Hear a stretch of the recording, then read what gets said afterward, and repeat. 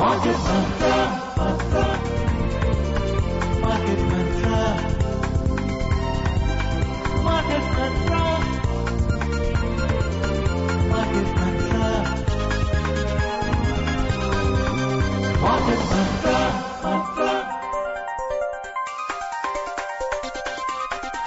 Market Mantra. Welcome to this Wednesday edition of Market Mantra, the program in which we give you a complete update on the economic, business and stock market news of the day. I am V. Ravi Kumar and with me is my co-anchor in Hindi, Vishal Sharma. नमस्कार, market मंत्र में आप सभी का स्वागत। प्रतिदिन की तरह आज भी हम आर्थिक, व्यापारिक और शेयर बाजार के ताजा समाचार आप तक पहुंचाएंगे और उन पर चर्चा भी करेंगे। प्रमुख खबरों पर चर्चा के लिए हमारे साथ ऑनलाइन मौजूद हैं बिजनेस स्टैंडर्ड के संपादकीय निदेशक ए.के. भट्टाचार्य। भट्टाचार्य जी नमस्कार, कार्यक्रम में आपका स्वागत। नमस्कार। और सबसे पहले हेडलाइंस के साथ V Ravi Kumar. The headlines that we're tracking in this edition of Market Mantra: domestic stocks zoom more than 3%, led by gains in banking and IT stocks. Sensex closes at 31,605. Nifty settles at 9,315. Major Asian markets decline amid rising Sino-US tensions over a proposed Hong Kong security law. And Brent crude prices depreciate to trade around $35.50 per barrel. Banking और IT शेयरों में मजबूती से घरेलू share बाजारों में 3% से अधिक का उछाल। सेंसेक्स 31,605 पर हुआ बंद, निफ्टी 9,315 पर पहुंचा। प्रस्तावित हांगकांग सुरक्षा कानून को लेकर अमेरिका चीन के बीच बढ़ते तनाव से अधिकतर एशियाई शेयर बाजारों में गिरावट और ब्रेंट कच्चे तेल के दाम घटकर $35.50 प्रति बैरल के आसपास।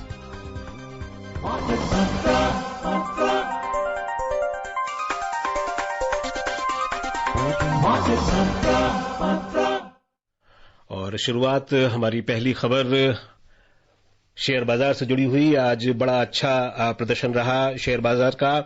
मजबूत वैश्विक संकेतों के बीच बैंकिंग और आईटी शेयरों में मजबूती से बॉम्बे स्टॉक एक्सचेंज का सेंसेक्स आज 996 अंकों के उछाल से 3.25% ऊपर 31,605 पर बंद हुआ। नेशनल स्टॉक एक्सचेंज का निफ्टी भी 3.17% बढ़कर 286 अंक ऊपर 9,315 पर पहुंच गया। व्यापक बाजार की बात करें तो बीएसई मिड कैप और स्मॉल कैप दोनों का प्रदर्शन सेंसेक्स के मुकाबले कमजोर रहा। मिड कैप इंडेक्स में 0.54% और स्मॉल कैप इंडेक्स में 0.27% की बढ़त दर्ज हुई। The BSE Sensex today rallied 996 points, led by massive gains in banking and IT stocks ahead of the expiry of monthly derivatives amid firm overseas cues. The 30-share index settled 996 points or 3.25% higher at 31,605. Similarly, the broader NSE Nifty surged 286 points or 3.17% to 9,315. In the broader market at the BSE, mid-cap and small-cap both underperformed the Sensex. Mid-cap rose 0.54%, while small-cap added 0.27%. Axis Bank was the top gainer in the Sensex pack, soaring over 13%, followed by ICICI Bank, HDFC Bank, IndusInd Bank and Bajaj Finance. On the other hand, Sun Pharma, Ultratech Cement, Titan and Asian Paints were among the laggards. Experts said despite concerns over COVID-19, market participants preferred to accumulate stocks ahead of the expiry of May futures and options contracts, which propelled benchmark indices. They added further positive cues from most global markets and strong foreign fund inflows also enthused domestic investors. The number of coronavirus cases in India climbed to 1,51,767 and the death toll touched 4,337 as per Health Ministry data. Globally, the number of cases linked to the disease has crossed 57 lakhs, while the death tally is around 3.5 lakhs.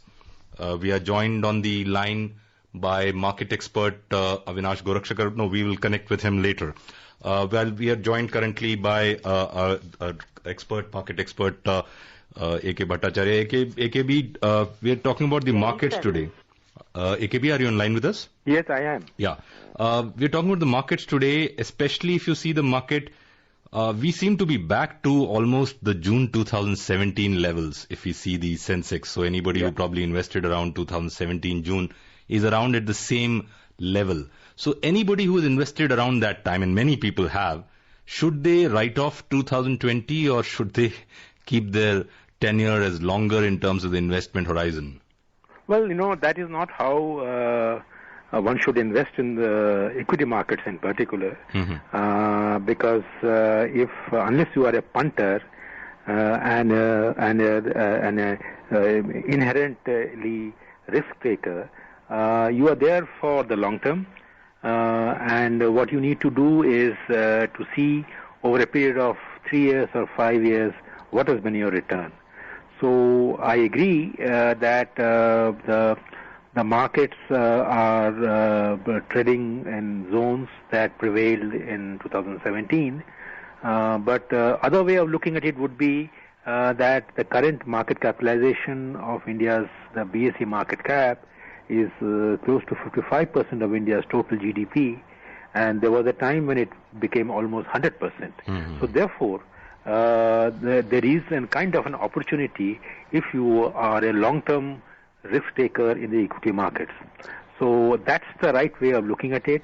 But coming to today's trading, I would say that this 3% increase is largely because of the international factors, and of course tomorrow's derivatives expiry event that will take place tomorrow. So I think the markets are buoyant, and remember that they are driven by mainly the financial stocks as well as the IT stocks. So both these sectors have some catching up to do. So the markets will remain as they have remained volatile. They will remain volatile for the coming few weeks. And thanks to what you said just now about the COVID-19 uncertainties.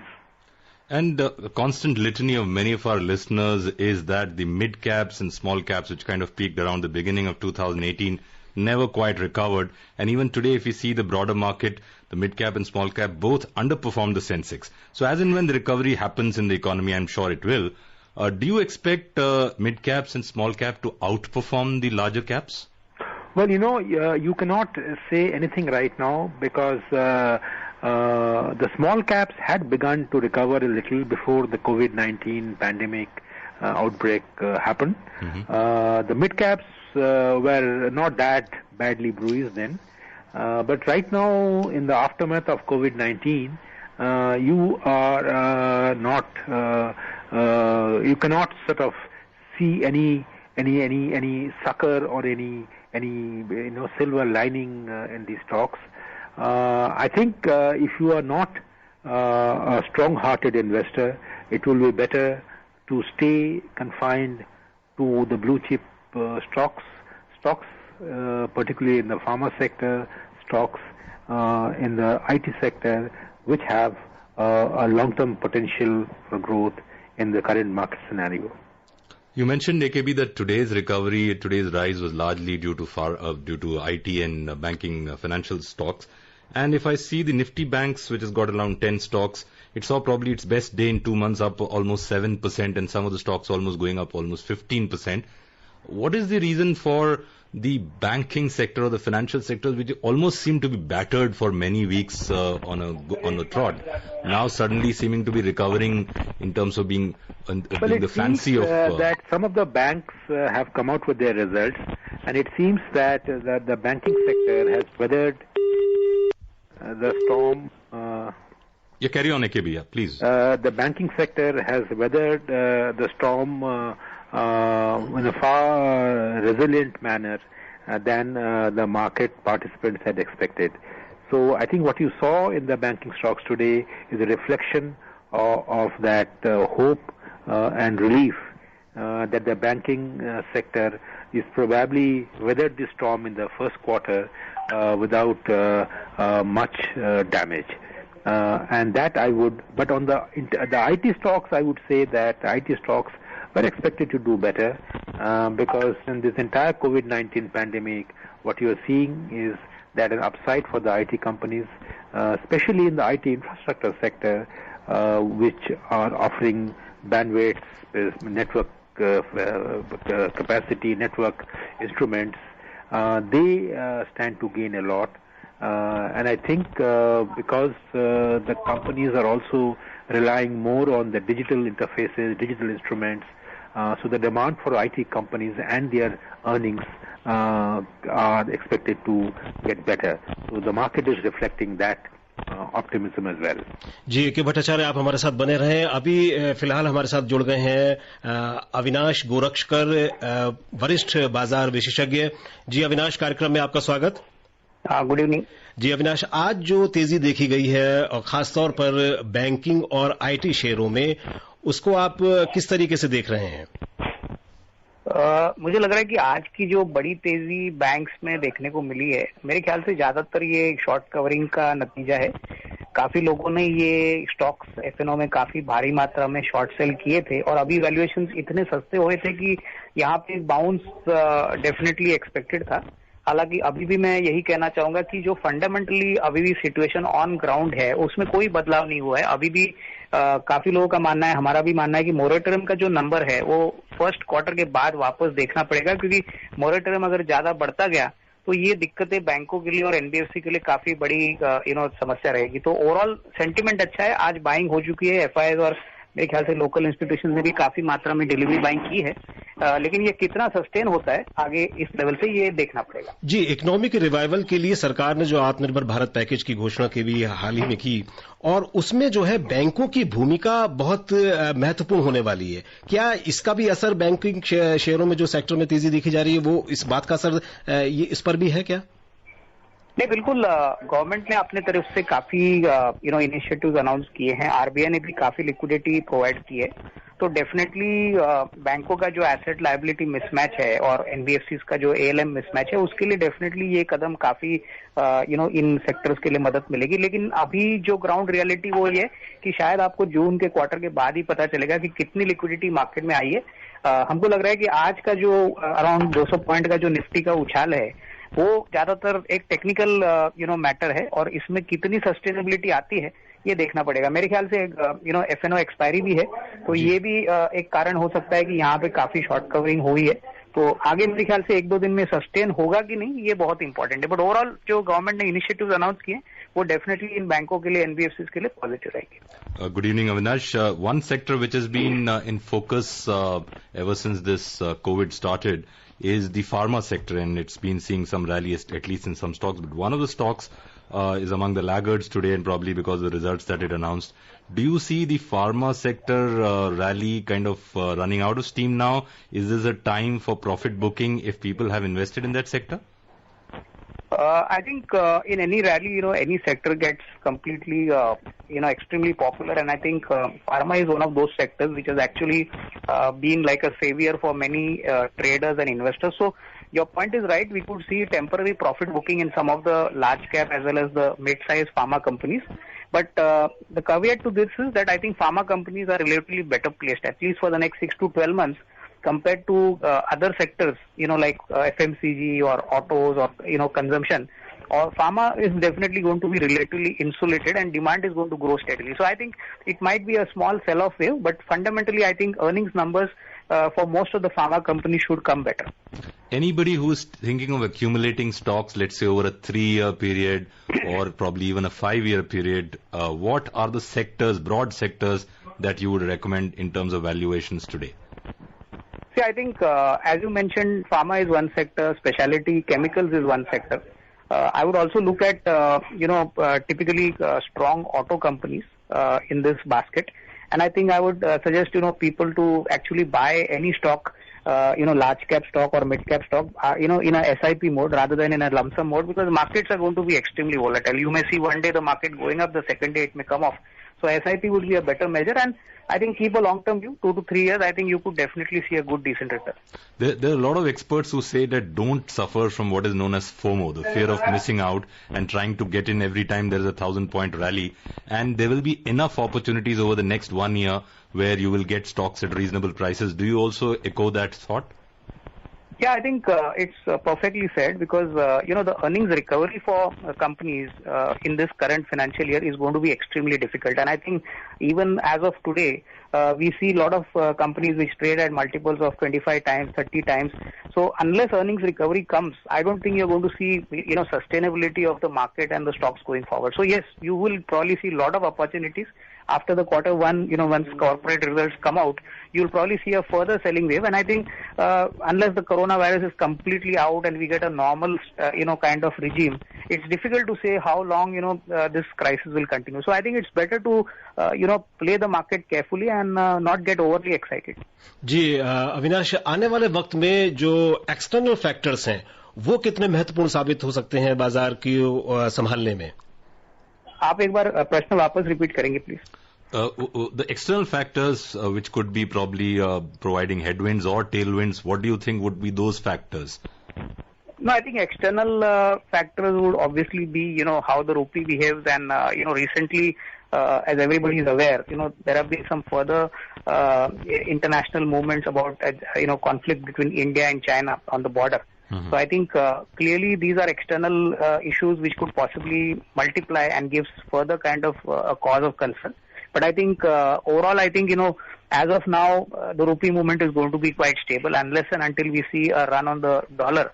The dollar is definitely going to gain faster strength, and this is obviously going to benefit few sectors like, specialty chemicals, pharma. But overall, I think we still are an import-sensitive country. We import a lot of crude.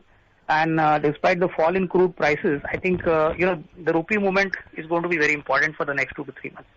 And if you see the Sino-US trade war that seems to have been discussed threadbare over the last 1.5 years, today we saw the Asian markets kind of getting weighed down by it, whereas the American market, from whatever initial reports we are getting, seems to be not seeing it very seriously. So how serious do you think the Sino-US, you mentioned the Sino-Indian tension, but how serious do you see the Sino-US tensions?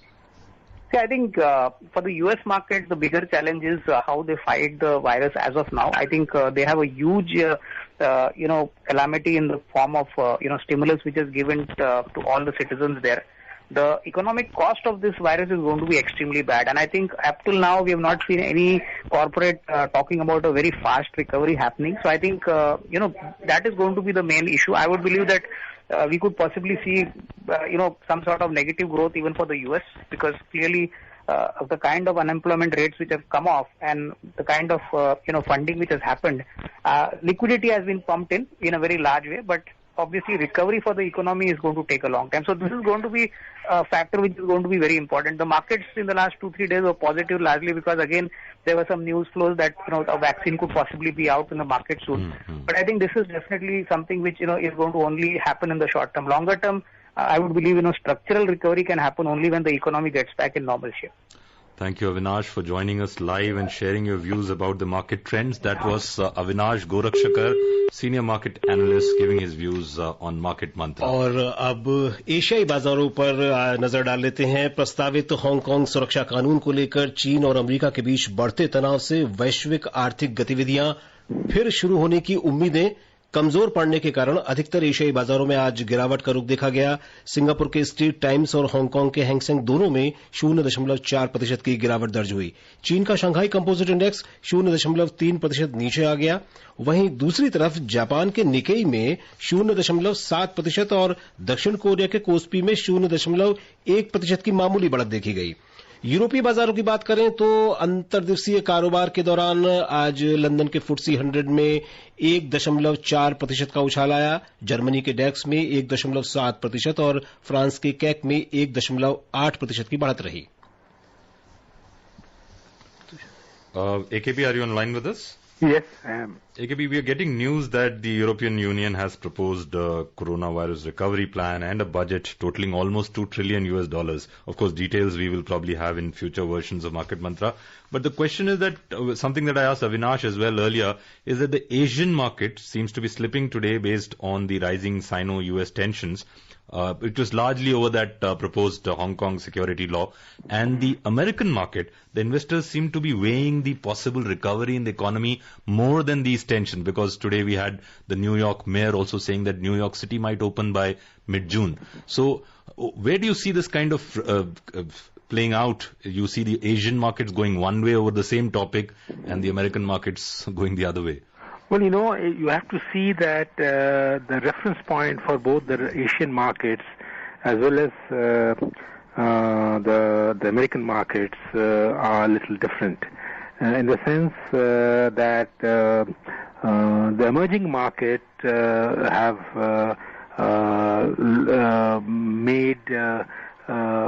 not made the kind of recovery that the American markets have made, and that is because the manner in which the COVID-19 and the response of the Asian different governments to the COVID-19 has been little different. So what you are seeing right now is, on the one hand, you are seeing hopes in the American markets of an early resumption of economic activity in some of the key markets in North America.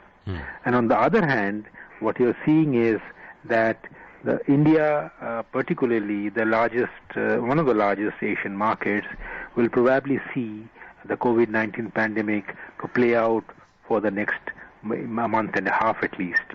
So therefore, this perception, and plus the Chinese influence actions that we are seeing in Hong Kong, and the current border skirmishes between India and China will certainly play a role in the way the Asian markets respond to during the trading days in the coming couple of days at least.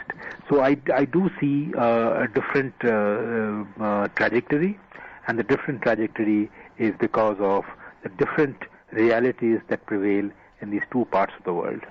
So interesting times ahead for the markets. Let's look at the US market now.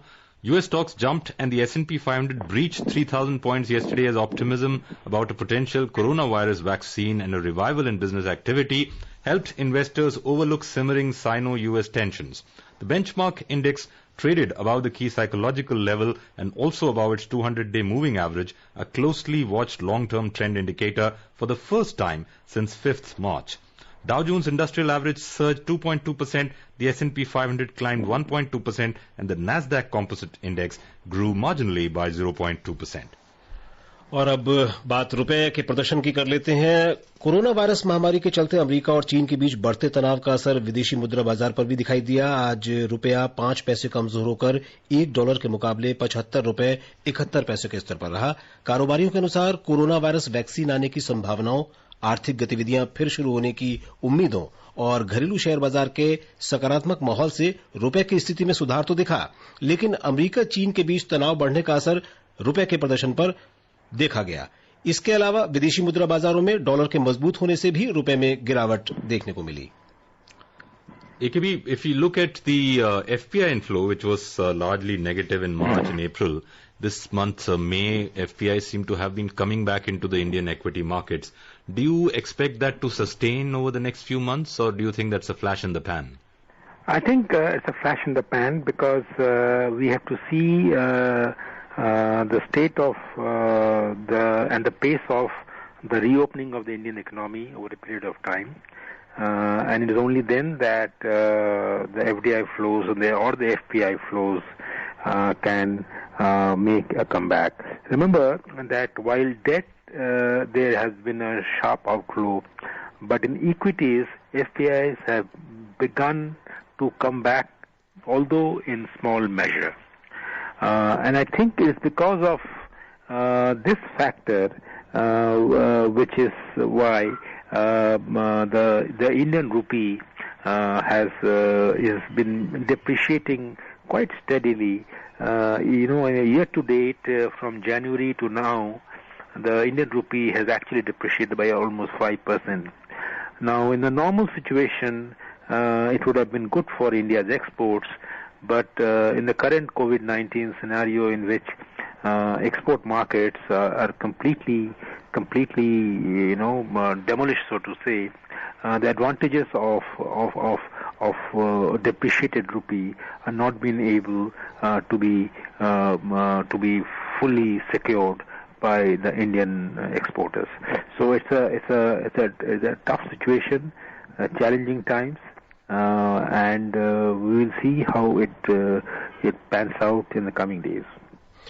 जी, के भी America और जो चीन के बीच और खास तौर पर जो कोरोना वायरस महामारी को लेकर चीन की भूमिका को लेकर जो संदेह है पूरी दुनिया के देशों में, और उसके चलते ये भी बात हो रही है कि जो चीन में विदेशी कंपनियां हैं वो शिफ्ट करने के बारे में सोच रही हैं चीन से बाहर अन्य देशों की तरफ।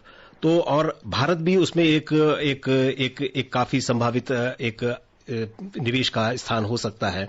तो ऐसे में एफडीआई का फ्लो जो है वो आप आने वाले वक्त में किस तरीके से देखते हैं?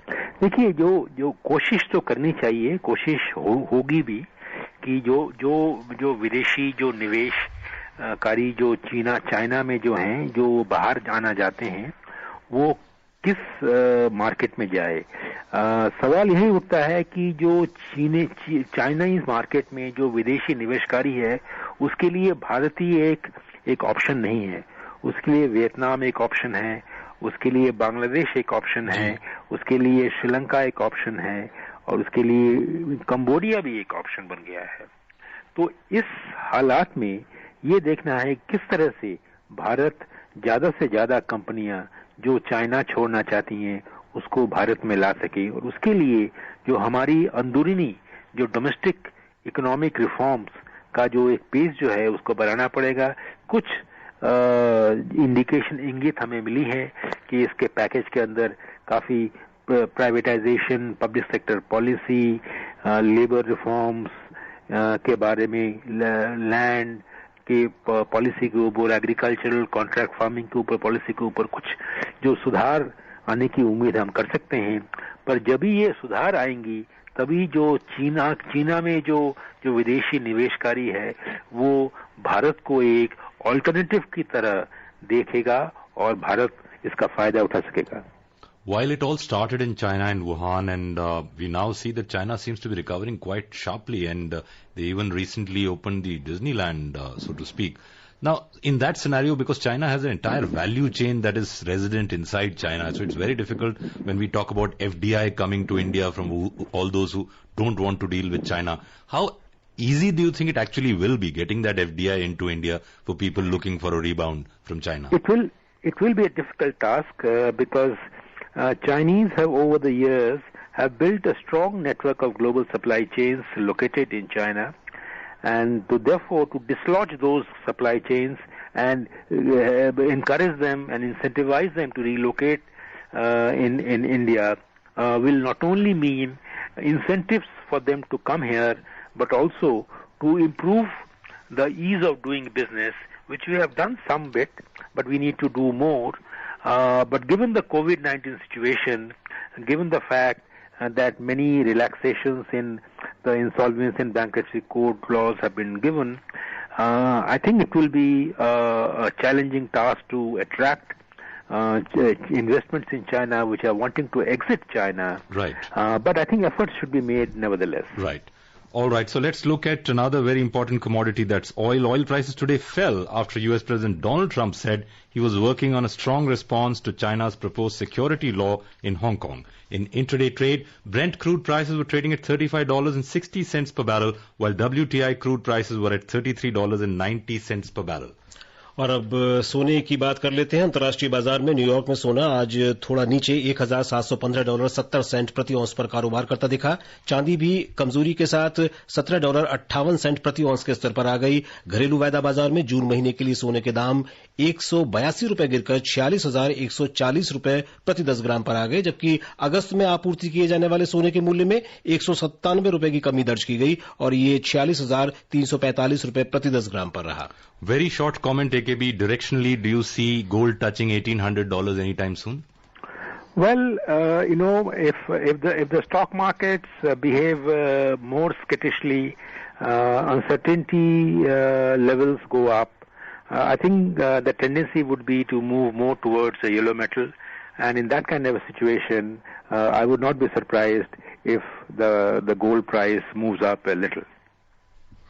जी भट्टाचार्य जी, कार्यक्रम में हमसे जुड़ने और चर्चा के लिए आपका बहुत बहुत धन्यवाद। नमस्कार। Thank you, AKB. Before we close, a reminder of the headlines that we covered in this edition of Market Mantra. Domestic stocks zoom more than 3%, led by gains in banking and IT stocks.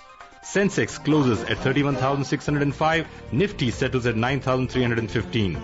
Major Asian markets decline amid rising Sino-US tensions over a proposed Hong Kong security law. and Brent crude prices depreciate to trade around $35.50 per barrel. That's all we have in this edition of Market Mantra. Namaskar. नमस्कार. Market Mantra, Mantra.